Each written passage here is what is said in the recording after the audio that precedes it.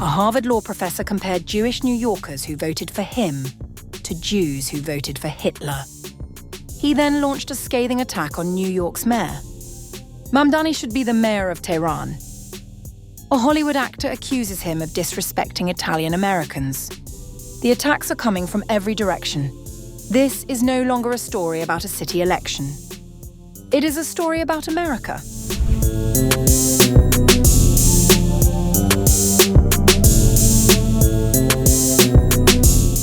Zohran Mamdani's victory continues to trigger fierce political backlash in New York, with prominent public figures now launching blistering attacks on the city's new mayor. From comparisons with Nazi Germany to accusations of disrespecting immigrant communities, the political storm surrounding Mamdani is showing no signs of slowing down. Harvard law professor and prominent attorney Alan Dershowitz has sharply criticized Jewish voters who backed New York City Mayor Zohran Mamdani, arguing that they had voted against their own identity. Speaking during an appearance on former New York City Mayor Rudy Giuliani's program, Dershowitz launched a scathing attack on Mamdani. That's your city. That's your city, Mayor. The same city electing Rudy Giuliani and Mamdani to the same office. It is absurd. I mean, Mamdani should be the mayor of Tehran. He then made his strongest remarks, comparing Jewish supporters of Mamdani to a group of approximately 7,000 Jews who voted for Adolf Hitler in Germany in 1932.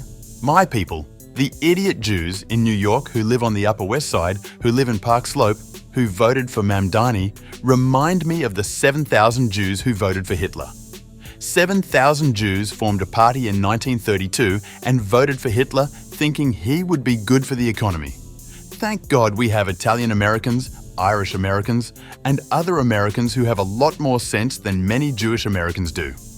The discussion came shortly after the US Supreme Court struck down President Donald Trump's executive order seeking to end birthright citizenship, reaffirming the constitutional principle that nearly everyone born on American soil is automatically a US citizen. Both Giuliani and Dershowitz remain controversial public figures. Giuliani was permanently disbarred over his role in efforts to overturn the 2020 presidential election, while Dershowitz has faced scrutiny over his past legal work for Jeffrey Epstein. Although Virginia Giuffre later withdrew allegations against him, Dershowitz has consistently denied any wrongdoing and has never been charged. Meanwhile, Mamdani is also facing criticism from actor Robert Davi after a New York City map highlighting immigrant neighborhoods omitted Little Italy. The resurfaced map identified dozens of immigrant communities across the city's 5 boroughs, but left out Little Italy, along with several historically Jewish and Irish neighborhoods. Posting a video on social media, Davi accused Mamdani of disrespecting the Italian-American community. It's a rant against Zohran Mamdani and his leftist, Marxist, communist ways. Go back to where you were born, Mamdani. You don't belong in America. Go back to where you belong and go run for office there. And the same thing with Ilhan Omar and the other one, whatever the hell her name is. Go back. Get out of office. Take off your headscarves. You shouldn't be in office. Assimilate or get out. The actor also spoke about his own family's immigrant history, saying his grandparents came from Sicily and Naples. My grandparents came from Sicily and Naples, and they taught me, speak of the English, this is America. God bless America. My grandfather enlisted in World War I, fought and got wounded 3 times, critically wounded, and went back in office. He helped build New York City as an immigrant, Italian immigrant, as the Irish and the Germans and the Scottish and the Jewish. Many immigrants. There were less than 100 Muslims at the turn of the 19th century in New York City, you piece of garbage. And this is no disparagement. I have many Muslim friends, Islamic friends, wonderful people that are not Marxists, communists, and socialists.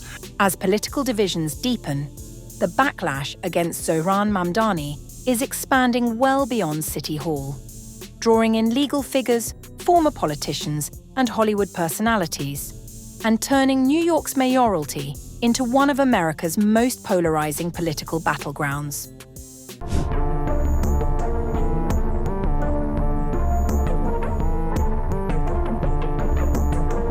New York's immigrant story is at the center of a fresh political storm. New York City Mayor Zohran Mamdani is under mounting criticism after Little Italy was omitted from an official immigrant neighborhood map being promoted as part of the city's tourism campaign for the 2026 FIFA World Cup. The map, titled New York City Immigrant Enclaves, highlights 30 neighborhoods across the 5 boroughs, encouraging visitors to explore immigrant communities ranging from Chinatown and Koreatown to Little Palestine, Little Haiti, Little Pakistan, and Little Odessa. However, the map does not identify Little Italy, nor does it include notable Irish or Jewish neighborhoods. The map was originally created by the New York City Mayor's Office of Immigrant Affairs in 2023 and is now being promoted through the city's NYC Neighborhood Passport campaign ahead of next year's World Cup. The omission has drawn sharp criticism from the Italian-American Civil Rights League, which accused the Mamdani administration of sidelining one of New York's best-known immigrant communities. Mamdani's City Hall can find room for every fashionable, progressive constituency, but somehow it cannot find Little Italy. Our culture is good enough for their photo ops, our food is good enough for their fundraisers, and our neighborhoods are good enough for tourism dollars. But when it comes time to recognize Italian Americans, they erase us. Little Italy is sacred ground. It is where Italian immigrants came with nothing, worked like hell, opened shops, raised families, built churches, fed the city, and helped make New York what it is. The organization also criticized the mayor on social media, writing that Italian Americans built New York City and accusing the administration of attempting to erase their contribution to the city's history. The backlash quickly spread to City Hall. Members of the New York City Council's Italian caucus also condemned the omission, arguing that Little Italy remains one of the city's most historically significant immigrant neighborhoods and should have been included alongside other communities featured on the map. You cannot tell the story of immigrant New York while airbrushing out one of the city's most recognizable and historically significant immigrant communities. The omission is incomplete at best and insulting at worst. We urge the administration to work with historians and community organizations so that future versions properly recognize the Italian-American communities that helped shape New York City. According to the Library of Congress, more than 4 million Italians immigrated to the United States between the 1880s and 1924, with roughly 1/3 settling in New York City, making Italians the city's largest immigrant community during the early 20th century.